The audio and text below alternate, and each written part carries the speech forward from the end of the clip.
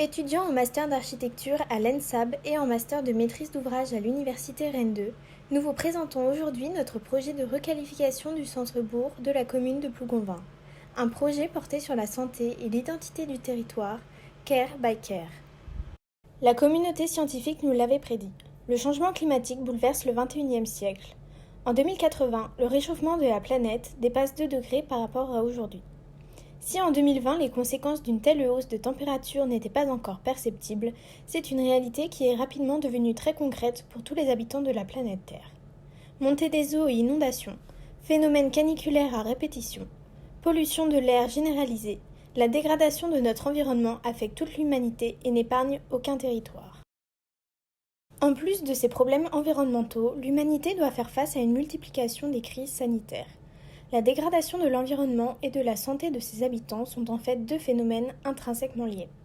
L'émergence de nouvelles pandémies procède en effet de la destruction de la biodiversité par l'espèce humaine, et cela depuis des décennies.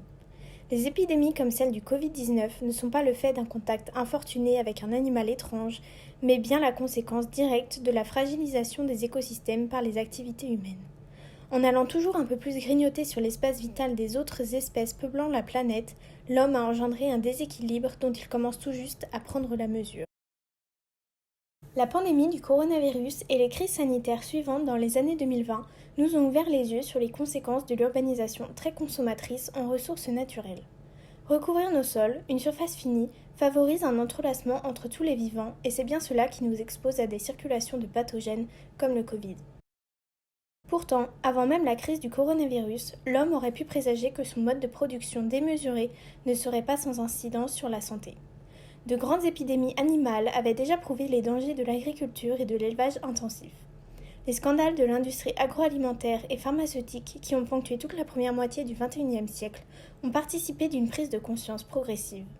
Il a fallu cependant que la santé des humains soit directement menacée pour que ces modèles soient véritablement remis en cause. Dans ce contexte de pandémie, les nations du monde prennent la mesure de leur dépendance sanitaire. Sous la pression des citoyens et à travers la tenue de grands procès, les gouvernements sont tenus pour responsables. La santé devient un enjeu hautement politique. La souveraineté sanitaire devient ainsi un gage de paix. La division internationale du travail trouve alors ses limites et les États cherchent à gagner en autonomie pour pouvoir garantir un accès à la santé à toute leur population. Vaccins et traitements médicaux sont au cœur des tensions à l'échelle internationale. La coopération internationale devient plus que jamais une nécessité. Des institutions supranationales comme l'OMS ou l'Union européenne tentent alors, s'affranchissant des lobbies, en gagnant en transparence et en indépendance, de répondre à ces enjeux qui dépassent les frontières. Les enjeux sanitaires et environnementaux vont en effet bien au-delà des limites artificielles créées par les États. Les périodes de confinement et de restriction des libertés individuelles ont marqué les populations. Beaucoup ont souffert de la solitude et de l'isolement. Pendant ces crises, préserver sa santé se traduisait par l'éloignement de l'autre. Mais le risque de repli sur soi et sur la sphère domestique s'est rapidement dissipé. Ces crises ont finalement renforcé la volonté des individus de renouer avec les autres, de consolider le lien social dans nos fragiles démocraties. Les difficultés économiques engendrées par ces crises ont également contribué à un changement de société. Les individus tournent le dos aux économies de plateforme pour se rassembler autour d'une économie plus sociale et solidaire. Toute une génération, marquée par cette période, réfléchit à de nouvelles manières de vivre ensemble et en bonne santé. Cette recherche d'interaction à la suite des crises passe alors par le besoin de créer des habitats qui font le lien.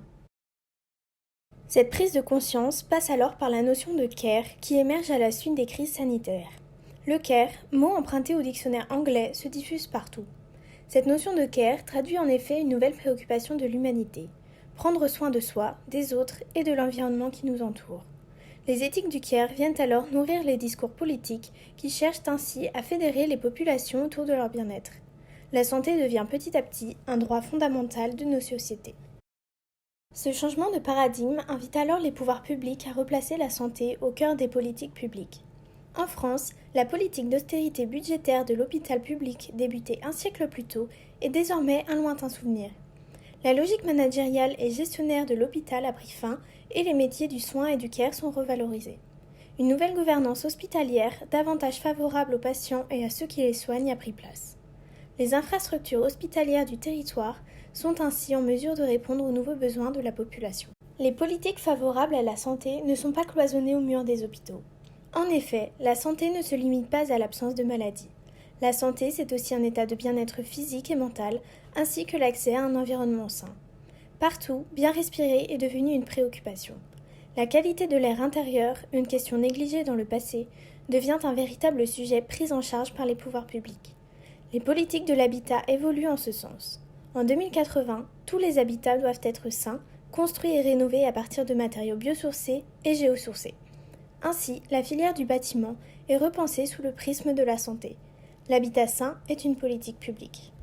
La pollution des sols est également un problème qui s'inscrit solidement à l'agenda politique. Les pesticides et ses effets nocifs sur la santé ne sont désormais plus ignorés. Prendre soin de l'environnement passe alors par une réglementation plus stricte pour faire naître des modes de production plus justes, éthiques et soucieux de la biodiversité. La défiance générale envers les grandes firmes de l'industrie agroalimentaire a incité la population à modifier son mode de consommation. C'est pourquoi la région Bretagne, marquée par le passé de son agriculture intensive, change de modèle de production alimentaire afin de rester un territoire où il fait bon vivre.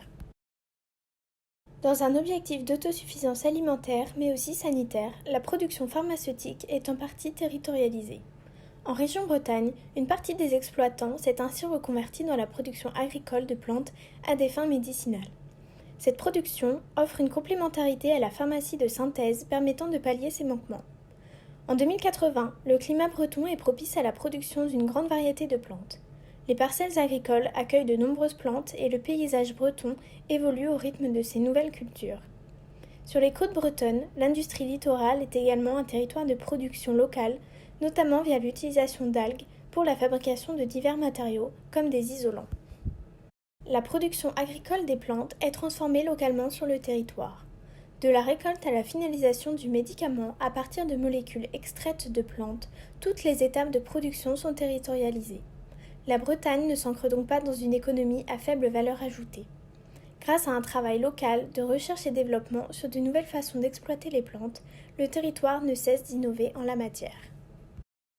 Partout en région Bretagne, ce modèle basé sur la santé se diffuse jusqu'à l'échelle des communes. Plougonvin, un territoire historiquement concerné par le sujet, de par la présence de son hôpital, met la santé au cœur de son projet communal. Les champs de plantes médicinales se développent et contribuent à l'économie locale. Riche de par ses terres agricoles, Plougonvin fournit les communes environnantes et devient sur le territoire une référence en la matière. La commune se dote en plus d'un centre de recherche et développement.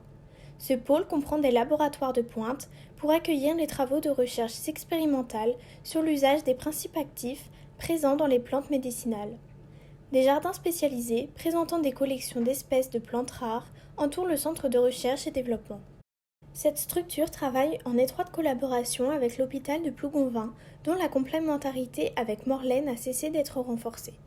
À Plougonvin, l'hôpital se spécialise dans la médecine douce, préventive et curative, avec l'utilisation de plantes médicinales. Spécialisé dans ce registre, l'hôpital de Plougonvin transmet ses savoirs acquis aux autres structures hospitalières du territoire et d'ailleurs. Les habitants du pays de Morlaix et des Monts d'Arrée viennent profiter de ces nombreux services. Très connectés au monde, les échanges via Internet favorisent également le développement de la télémédecine. Autour de la commune et dans le Finistère, les déserts médicaux disparaissent. Les spécialistes de Plougonvin peuvent ainsi échanger avec d'autres soignants et patients en France et dans le monde. En réaction aux crises environnementales et sanitaires, la législation contre l'artificialisation des sols s'est fortement renforcée. Dans le souci de préserver la biodiversité et un environnement sain, l'extension urbaine n'est plus une option. La commune de Plougonvin a donc acté la fin de l'étalement urbain. Pourtant, le territoire attire toujours de nouvelles populations et doit composer avec une forte demande d'habitat. La commune souhaite accueillir de nouveaux habitants dans de bonnes conditions, tout en préservant un cadre de vie agréable pour tous. Plougonvin est alors un territoire précurseur dans l'appropriation et l'application des principes du CARE. L'anglicisme CARE, traduisant l'attention à son environnement social et écologique, se met au service du village breton, au CARE avec un K. Le bien vivre, ensemble et en bonne santé devient le dénominateur commun à partir duquel se construit un nouveau projet pour l'organisation des espaces urbains.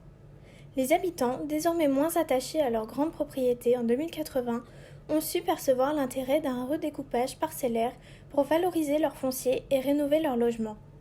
La réglementation s'est adaptée à cette densification de l'espace urbain et des politiques volontaristes de l'habitat partagé ont renforcé cette tendance. Des programmes nationaux, des établissements régionaux comme l'EPF ainsi que la commune de Plougonvin viennent alors en aide aux propriétaires privés rassemblés en petits collectifs à construire leurs projets. Cette densification au sein de la commune de Plougonvin s'appuie sur une stratégie d'îlot, à savoir le modèle des îlots zéro stress. L'îlot zéro stress est un concept de densification douce qui permet de faire coïncider enjeux sociaux, environnementaux et sanitaires. En effet, cette politique d'aménagement de la ville sur la ville répond aux enjeux de la fin de l'étalement urbain dans le but de ne pas dégrader la santé et la qualité de vie des habitants. À Plougonvin, la politique de densification d'habitat se base désormais sur une stratégie de micro-architecture bioclimatique conçue selon des modèles de l'extension, la surélévation et la construction au fond de parcelles. C'est pourquoi la commune a une volonté de travailler la typologie des îlots zéro stress sur la ville existante, sur les grandes friches commerciales et sur les lotissements. Cette densification vivable et rurale permet d'introduire progressivement de nouvelles formes urbaines sur le maillage existant et dense du centre-bourg, notamment grâce à des opportunités foncières comme l'îlot Kergolo et l'Écuyer. L'îlot zéro stress apporte une solution durable et alternative à l'habitat traditionnel. C'est un lieu de bien-être organisé autour d'un cœur de jardin partagé qui tisse le paysage du centre-bourg. C'est un univers habité qui favorise le vivre ensemble, le calme et le ressourcement. Les îlots zéro stress favorisent ainsi un nouvel urbanisme du Caire au service du bien-vivre ordinaire de tous.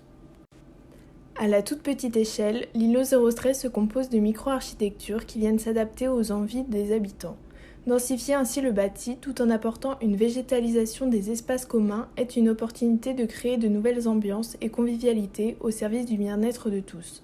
De nouvelles aspérités rayonnent sur le bâti existant qui est ainsi revalorisé. La forme de densité bâtie et sociale des îlots zéro stress laisse aussi place aux porosités qui sont propres au milieu rural. On peut aisément traverser les îlots de Plougonvin qui constituent un fil directeur assimilable conceptuellement à un ruban dans toute la commune. L'îlot devient alors un référentiel dans l'aménagement de la commune et se décline à des tissus variés existants. Les mobilités actives, comme la marche et le vélo, entre ces îlots sont alors privilégiées. Ces modes de déplacement renforcent la santé physique et la proximité du lien social entre les habitants. La voiture, contrainte par l'aménagement en îlot, n'empiète donc pas sur l'espace de vie des habitants. La part modale de la voiture a diminué grâce à une offre commerciale importante, un bassin d'emploi dans le domaine de la santé conséquent et le développement du télétravail. Quand elles sont utilisées, les voitures au biogaz sont partagées, un système d'autopartage mis en œuvre par la commune située aux places importantes du centre-bourg. Fonctionne pour assurer une mobilité complète aux habitants. Ces véhicules sont garés sur des stationnements végétalisés et entourés de petits vergers qui viennent arborer cet espace. L'îlot Kergolo, situé au cœur du centre-bourg, a été réaménagé comme le centre névralgique de Plougonvin. Au cœur de l'îlot, le lien social est également renforcé à travers la présence d'une halle qui s'inscrit dans la grande profondeur de la parcelle. Ce lieu phare de la commune permet de relier la partie haute à la partie basse du bourg et d'accueillir une grande diversité de commerces et de services. Herboristerie, magasins alimentaires, magasins de vélos, restaurants, bars associatifs et même des cuisines partagées. Elle permet aussi aux exploitants agricoles de la commune de venir y vendre leurs productions. C'est un lieu d'échange marchand, mais c'est aussi et surtout un endroit propice aux rencontres, à la flânerie et à la détente sur la terrasse dégageant une vue sur le grand paysage. Elle est construite en matériaux bois, verre et polycarbonate, apportant une luminosité et un confort qui invitent les habitants à s'attarder et à s'approprier ce lieu d'échange multiple. Cet îlot zéro stress attire également de nombreuses personnes qui éprouvent le besoin de se tourner vers l'écotourisme. Les touristes de 2080 viennent se ressourcer à Plougonvin et profiter des cures proposées par des établissements de bien-être au cœur du centre-bourg. Ces nouveaux habitats, des jours meilleurs, localisés dans l'îlot Kergolo, permettent de loger temporairement les personnes à la recherche de calme, de repos et d'un bien-être. Ces habitats au volume simple et préfabriqué sont venus densifier les fonds de parcelles, les dents creuses et les interstices. Les îlots zéro stress permettent en effet d'accueillir des populations variées. C'est un concept qui s'adapte aussi aux structures familiales et sociales qui ont beaucoup évolué. Le déclin de modèles de la famille traditionnelle a en effet laissé place à d'autres manières de vivre ensemble. La création d'habitats au volume simple, ainsi que les extensions et les surélévations de maisons déjà existantes, permettent de densifier le tissu existant afin d'accueillir de nouveaux habitants. Mises côte à côte, ces habitations permettent la mitoyenneté, la création d'espaces partagés qui deviennent le lieu où l'on vit, où l'on cultive, où l'on reçoit. Les habitants s'approprient et se préoccupent donc plus soucieusement de leur environnement.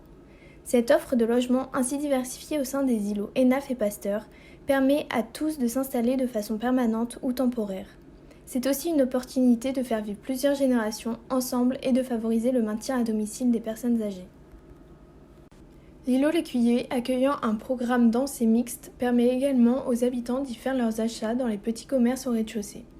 Cet îlot complètement passif s'organise autour d'un grand jardin partagé et ouvert où les habitants s'y retrouvent pour l'entretien et la récolte de leur culture. Cette vie en communauté permet aux habitants de lutter contre le sentiment de solitude, le burn-out, le stress de la vie quotidienne. Ainsi, la lutte contre le stress passe par un mode de vie plus collectif et par la présence de la nature. Au sein de ces habitations collectives, des pièces d'intimité préservent un équilibre entre la vie privée et l'intensification de la vie en communauté. Une architecture saine, grâce à la réutilisation des matériaux ainsi qu'à la solarisation des habitations, prône la santé. Cette nouvelle architecture valorise la lumière dans les habitats, les matériaux sont biosourcés et ne sont dorénavant plus issus de la pétrochimie. Les produits locaux comme le chanvre cultivé sur les terres de Plougonvin ou encore les plastiques à base d'algues produits sur les côtes bretonnes permettent une revalorisation de l'industrie littorale. L'îlot Fontaine-Crise, devenu quant à lui une nouvelle polarité d'emploi, accueille également en son cœur d'îlot des jardins médicinaux en lien avec le centre de recherche et de développement qui s'y trouve. Conçu également dans une démarche bioclimatique, les ressources naturelles seront exploitées au maximum. L'électricité sera produite grâce à des vitrages photovoltaïques, des panneaux solaires chauffent l'eau et la pluie sera récupérée pour arroser les cultures médicinales. Ainsi, les îlots zéro stress sont des outils urbains et architecturaux qui s'adaptent parfaitement à une densification favorable au bien-être collectif des Plougonvinois. Ils contribuent à remettre au centre-bourg la priorité au bien vivre ensemble en bonne santé, de prendre soin d'habiter ensemble. Merci à toutes et à tous pour votre attention.